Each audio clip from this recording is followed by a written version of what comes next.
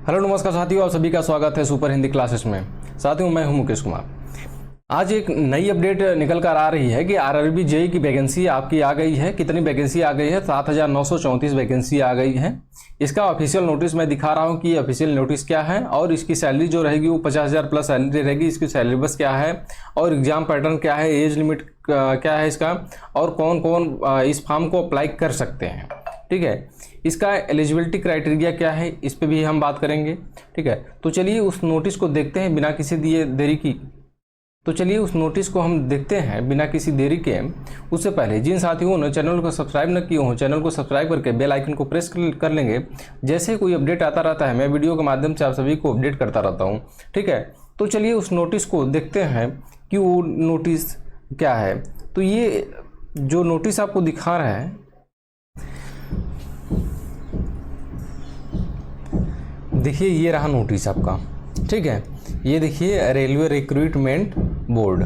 ठीक है, ये रेलवे रिक्रूटमेंट बोर्ड का ये देखिए नोटिस है।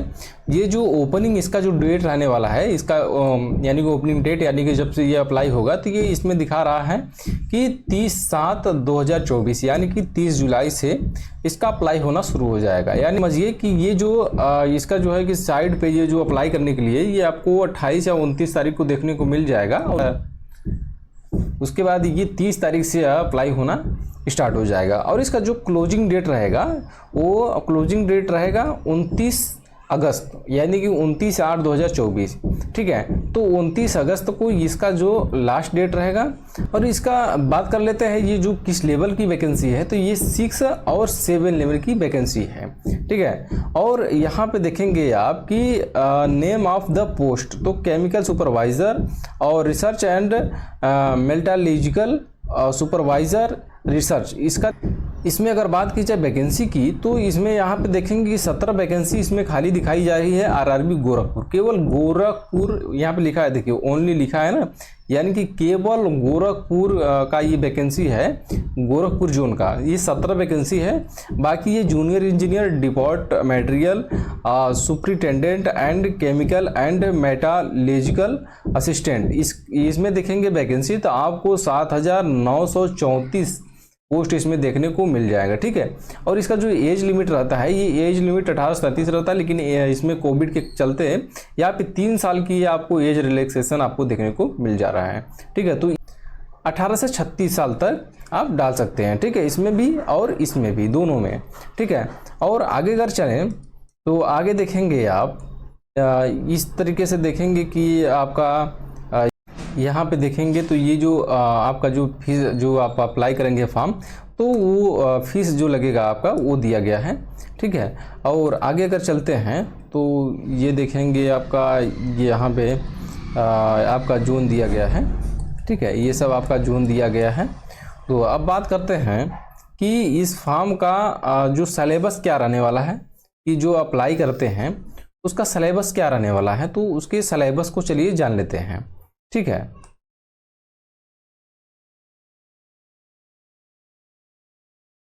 सिलेबस क्या रहने वाला है तो सिलेबस को जान लेते हैं। तो देखिए सिलेबस यानी कि सिलेक्शन प्रोसेस में हम अब समझने वाले हैं इसका जो सिलेक्शन प्रोसेस है वो क्या रहने वाला है। सिलेक्शन प्रोसेस, ठीक है, सिलेक्शन प्रोसेस क्या रहने वाला है तो इस पे हम बात कर लेते हैं। तो देखिए सिलेक्शन जो प्रोसेस आपका रहेगा इसमें CBT 1 होता है। ठीक है, CBT 1 होता है और CBT 2 होता है। देखिए CBT 1 होता है और CBT 2 होता है। उसके बाद क्या होता है, डॉक्यूमेंट्स वेरिफिकेशन होता है यानी कि DV होता है। ठीक है, तो जब इसका जो CBT 1 होता है, CBT 1 जो होता है उसमें क्या क्या आपका पूछा जाता है, कितने क्वेश्चन आते हैं, कितने मिनट के आते हैं, जो होगा आपका ये इसमें आपको 90 मिनट मिलता है। ठीक है, 90 मिनट मिलता है। और जो PWB होते हैं, PWBD होते हैं, उन छात्रों के लिए 120 मिनट का टाइम दिया जाता है। ठीक है, और बाकी नॉर्मल कैंडिडेट के लिए कितना मिलता है, ये 90 मिनट मिलता है। ठीक है, इसमें कुल 100 क्वेश्चन होते हैं, 100 क्वेश्चन होते हैं और 100 नंबर के होते हैं। ठीक है, 100 क्वेश्चन 100 नंबर के होते हैं, जिसमें कि आपको इसमें आप देखेंगे कि 30 नंबर का आपका मैथ पूछा जाता है। ये जो मैथ है, मैथ आपका 30 नंबर का जो है कि 30 क्वेश्चन का और 30 नंबर का, जैसे कि मैंने बताया कि 100 क्वेश्चन 100 नंबर का। ठीक है, तो ठीक उसी प्रकार से आपको यहाँ पे, तो ठीक उसी प्रकार से मैथ जो है कि 30 क्वेश्चन 30 नंबर को आपका मिलने वाला है। उसके बाद यहाँ पे जनरल इंटेलिजेंट यानी कि GI, general intelligent and reasoning, जो रीजनिंग है इसमें आपका कितने क्वेश्चन पूछने वाला था। रीजनिंग का जो आपका क्वेश्चन 25 क्वेश्चन आने वाला है। उसके बाद आप देखेंगे कि जीए यानी कि जनरल अवेयरनेस आपको पूछा जाएगा, ये 15 क्वेश्चन पूछा जाएगा। ठीक है, उसके बाद जीएस पूछा जाएगा। जीएस कितने नंबर का पूछा जाएगा, तो जीएस ये आपको 30 नंबर का पूछा जाएगा। तो यहाँ पे देखेंगे कि यहाँ पे 25 है और 15 कितना हो गया, 40 हो गया, और 40 30 70 70 30 100, यानी कि 100 क्वेश्चन 100 नंबर के। ठीक है, 100 क्वेश्चन 100 नंबर के ये आपके पूछे जाते हैं CBT 1 में। ठीक है, ये CBT 1 की बात रहा। अब बात करते हैं कि CBT 2 में, CBT 2 में जो है कि अब बात करते हैं CBT 2। अब CBT 2 की बात करते हैं कि CBT 2 में कितने क्वेश्चन पूछे जाते हैं और कितने मार्क्स के पूछे जाते हैं। तो देखिए CBT 2 में आपको जनरल अवेयरनेस, ठीक है, जो जनरल अवेयरनेस है इसमें पूछे जाते हैं 15 नंबर के। ठीक है, 15 नंबर के 15 क्वेश्चन, यानी कि ये 15 क्वेश्चन 15 नंबर के। ठीक है, और उसके बाद बात की जाए फिजिक्स एंड केमिस्ट्री, यानी कि फिजिक्स एंड केमिस्ट्री की बात की जाए, अगर केमिस्ट्री की बात की जाए तो फिजिक्स एंड केमिस्ट्री ये पूछा जाएगा, 15 क्वेश्चन पूछा जाएगा ये भी। ठीक है, उसके बाद बेसिक आपका इन्वायरमेंट पूछा जाता है, पर्यावरण। ठीक है, बेसिक पर्यावरण पूछा जाता है, बेसिक पर्यावरण। ठीक है, और पॉल्यूशन, ठीक है, यानी कि इन्वायरमेंट एंड पॉल्यूशन, जो आपका प्रदूषण है। ठीक है, प्रदूषण, ठीक है, प्रदूषण, ये आपका इन्वायरमेंट एंड पॉल्यूशन दोनों जो है कि ये आपको मिला के कुल 10 नंबर के आपका 10 क्वेश्चन पूछे जाते हैं। ठीक है, उसके बाद बेसिक कंप्यूटर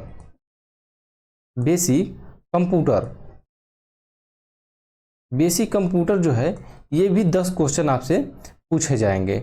ठीक है, कितना क्वेश्चन हुआ, 15 15 30 40 और 50। इसके बाद आपका जो पूछा जाता है टेक्निकल एबिलिटी। ठीक है, टेक्निकल एबिलिटी पूछा जाता है, ये 100 क्वेश्चन पूछे जाते हैं। ठीक है, 100 क्वेश्चन 100 नंबर के। ठीक है, 100 क्वेश्चन 100 नंबर के, यानी कि मैंने आपको क्या बताया यहाँ पे CBT 2 में आपका जनरल अवेयरनेस जो पूछा जाएगा वो 15 क्वेश्चन 15 नंबर का, और 15 क्वेश्चन आपका फिजिक्स केमिस्ट्री से 15 नंबर का ये भी पूछा जाएगा। और पर्यावरण एवं प्रदूषण यानी कि एनवायरमेंट एंड पॉल्यूशन जो पूछने वाला है आपका क्वेश्चन, ये 10 क्वेश्चन आता है, ये भी 10 नंबर का ही होता है। और बेसिक कंप्यूटर ये 10 क्वेश्चन आता है और ये भी 10 नंबर का ही होता है। और उसके बाद यहाँ पे टेक्निकल एबिलिटी ये 100 क्वेश्चन आता है और ये भी 100 नंबर का ही रहता है। ठीक है, उसके बाद ये जो है कि आपका CBT 2 कंप्लीट हो जाता है। ठीक है, और इसमें बात की जाए कि समय कितना मिलने वाला है, तो देखिए समय जो मिलेगा आपको इसमें 120 मिनट मिलेगा। ठीक है, 120 मिनट आपको इस एग्ज़ाम में मिलने वाला है, इस पेपर में। ठीक है, 150 क्वेश्चन 120 मिनट आपको मिलने वाला है, यानी कि 2 घंटा आपको मिलेगा एग्ज़ाम के लिए।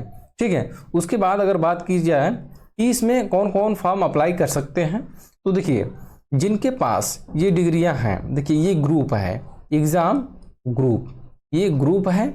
और उसके बाद ये देखिए ग्रुप क्या है, टेक्निकल एंड एलाइड इंजीनियरिंग।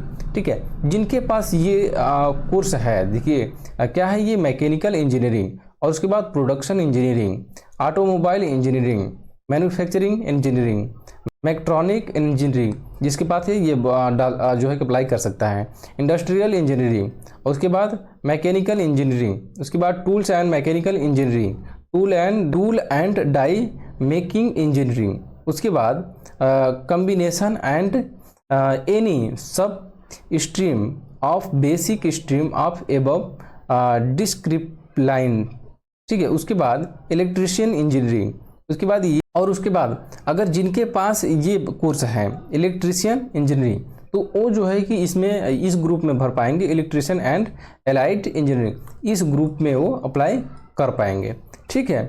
अगर आगे बात की जाए तो जिनके पास ये वाला जो है कि आपके पास डिग्री है, यानी कि यहाँ पे क्या लिखा है, इलेक्ट्रॉनिक इंजीनियरिंग, ठीक है। और उसके बाद ये जो कोर्स है, देखिए इस कोर्स में जितने भी कैंडिडेट जो कोर्स रखे हैं, जिनके पास ये इंजीनियरिंग जितने भी छात्र किए, जैसे कि कंप्यूटर इंजीनियरिंग और ये कंप्यूटर साइंस है, इंफॉर्मेशन टेक्नोलॉजी, ये जो कोर्स जितने भी कैंडिडेट किए हैं, ठीक है, तो वो इस ग्रुप में इलेक्ट्रॉनिक एंड एलाइड इंजीनियरिंग, इस ग्रुप में आप फॉर्म अप्लाई कर पाएंगे, ठीक है।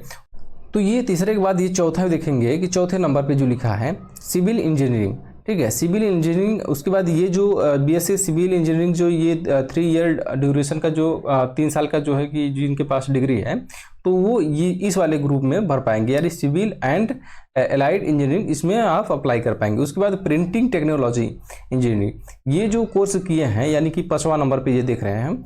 उसके बाद ये 5वां नंबर, यानी कि प्रिंटिंग टेक्नोलॉजी इंजीनियरिंग, तो ये डिग्री जिन छात्रों के पास है वो प्रिंटिंग टेक्नोलॉजी में इसमें फॉर्म को अप्लाई कर पाएंगे इस ग्रुप में, ठीक है। उसके बाद आगे बात की जाए तो देखिए बीएससी केमिस्ट्री एंड फिजिक्स से जिन छात्रों के पास डिग्री है, तो वो CMA ग्रुप में फॉर्म अप्लाई करेंगे। उसके बाद BE BTech कंप्यूटर साइंस से है, या फिर BE BTech इंफॉर्मेशन टेक्नोलॉजी में, यानी कि PGDCA आप हैं, और BSc कंप्यूटर साइंस है, DCA, और ये जो है आपका ये जो कंप्यूटर जो है कि आपके पास डिग्री है, तो उनके लिए ये है कि computer science and information technology में इस ग्रुप में वो फॉर्म को अप्लाई कर पाएंगे, ठीक है। तो इस प्रकार से आप देखें कि कौन कौन फॉर्म अप्लाई कर पाएंगे और इसका एज लिमिट क्या रहेगा, और CBT 1 में कितने क्वेश्चन पूछे जाएंगे, CBT 2 में कितने क्वेश्चन पूछे जाएंगे, कितना समय दिया जाएगा, ठीक है। एज क्राइटेरिया क्या रहा है, सारी चीज़ों को मैं बता दिया, ठीक है। तो अब जो है कि जब फॉर्म अप्लाई होगा तो आप कहेंगे तो मैं फॉर्म को अप्लाई करके भी दिखा दूंगा आपको। तो इस प्रकार से जो नोटिफिकेशन था, वो नोटिफिकेशन को मैंने बता दिया। ये जो आपका अप्लाई होगा, ये 30 तारीख से आपका अप्लाई, 30 जुलाई से आप फॉर्म का अप्लाई होना शुरू हो जाएगा, ठीक है। तो बस आज के लिए इतना ही। अगर चैनल पे नए हों तो चैनल को सब्सक्राइब कर लीजिएगा, ताकि जैसे ही कोई वैकेंसी आती है, जैसे कोई नोटिस आता है, मैं वीडियो के माध्यम से सभी अपडेट को देता रहता हूं, ठीक है। तो बेल आइकन को प्रेस कर लीजिएगा, जैसे ही कोई अपडेट आता रहता है मैं वीडियो के माध्यम से आप सभी को अपडेट करता रहता हूं। तो आज के लिए इतना ही, मिलते हैं नेक्स्ट वीडियो में नए अपडेट के साथ। नमस्कार, धन्यवाद।